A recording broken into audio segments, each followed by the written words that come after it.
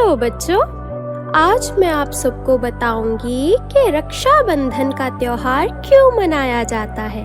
जैसे कि आप सबको पता ही है कि रक्षाबंधन का त्योहार भाई बहन के रिश्ते का प्रतीक होता है, पर इसकी शुरुआत कहाँ से हुई, आइए जानते हैं। ये महाभारत के समय की बात है। भगवान श्री कृष्ण की श्रुत देवी नाम की एक चाची थी। काफी मन्नतों के बाद श्रुत देवी को शिशुपाल नाम का बेटा हुआ, परंतु शिशुपाल जन्म से ही बहुत बीमार रहता, इतना कि अगर वो ठीक ना होता तो जल्दी ही उसकी मृत्यु हो जाती।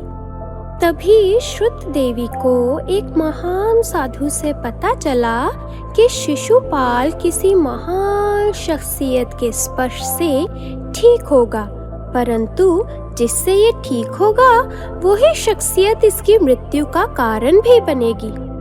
श्रुत देवी ये सुनकर घबरा गई कि उसका बेटा ठीक होकर भी एक दिन मृत हो जाएगा, परंतु वह अपने बेटे को स्वस्थ करने के प्रयास करती रही।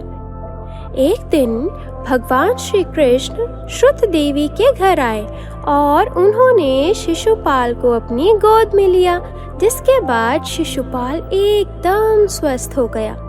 बच्चे के ठीक हो जाने की खुशी के साथ ही श्रुत देवी को ये भी डर था कि अब श्री कृष्ण के हाथों ही शिशुपाल का वध होगा।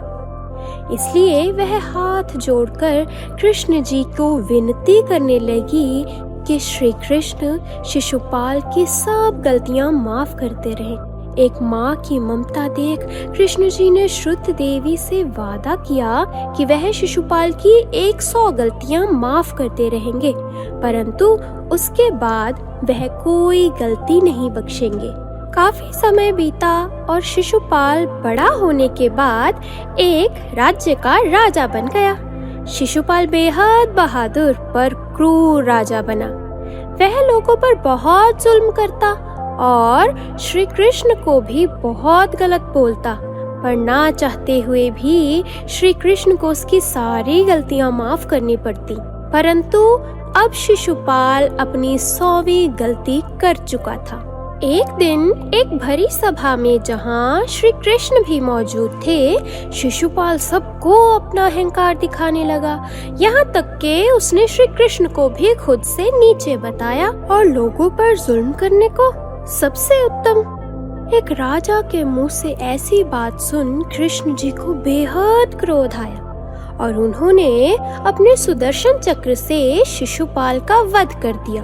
पर जैसे ही श्री कृष्ण ने अपना सुदर्शन चक्र छोड़ा तो उनकी उंगली में भी चोट आ गई। यह देखकर सभी उनके जख्म के लिए पट्टी ढूंढने इधर उधर भागने लगे, परंतु पास ही खड़ी द्रौपदी, जिन्हें श्री कृष्ण अपनी बहन मानते थे, उन्होंने अपनी साड़ी का एक कपड़ा फाड़ा और कृष्ण जी के हाथ पर पट्टी बांध दी।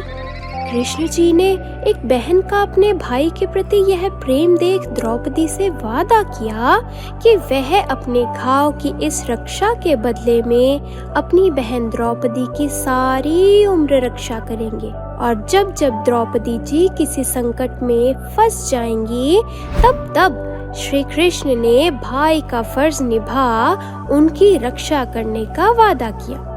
और उस दिन से यह त्योहार भाई बहन के रिश्ते के लिए मनाया जाने लगा। तो बच्चों, इस कहानी से हमें यह सीखने को मिलता है कि प्यार और रिश्तों के आगे अहंकार और नफरत को हमेशा घुटने टेकने ही पड़ते हैं।